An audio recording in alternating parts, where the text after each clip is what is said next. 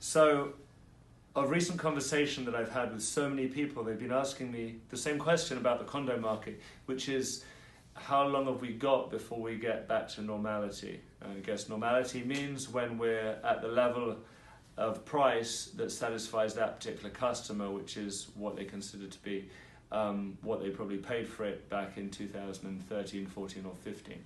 And the conversations really evolved to the point that what they really mean is, when do I sell it? I don't want to hold it right now, but I'm worried that if I sell it today, I'm going to lose on my various different carry costs that I've got, whether it's the taxes or the maintenance fees or the real estate costs or anything like that. So what we did was we put together a blog, and the blog is really detailing how long it's going to take to absorb all this current inventory within the relevant markets. And what you'll notice is that each different neighborhood, it really varies a lot. In Brickell it's one level, in the Grove it's another, in Miami Beach it's another, in Sunny Isles and Bal Harbour it's another. But this is based off what is the current absorption rate.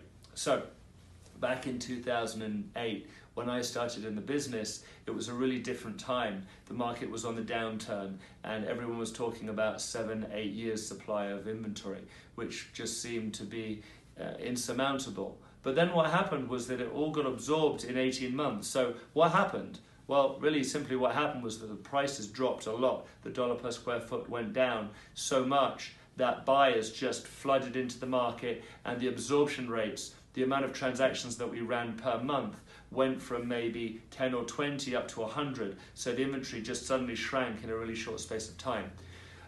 Why am I saying this?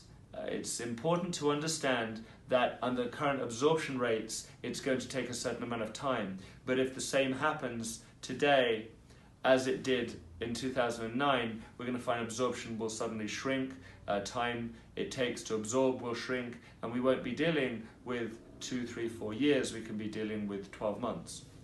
Now, some markets are actually doing very well. They don't have a lot of inventory still. It's okay, it's a stable time, and if you are a seller, you're going to be getting the right number. Now, the other thing to bear in mind is that if you ask me when you should sell, I'm going to need to look at your specific situation with your specific property. And it's also relevant to the dollar per square foot, because right now, if you ask the right dollar per square foot, you'll sell now.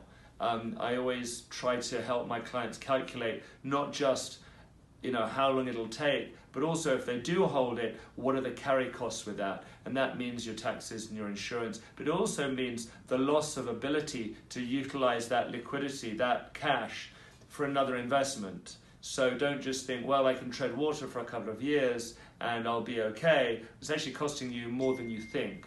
So give me a call, I can explain. As always, enjoy the rest of our blogs. Email me, call me, speak to me through the Drift app below, and we look forward to helping you.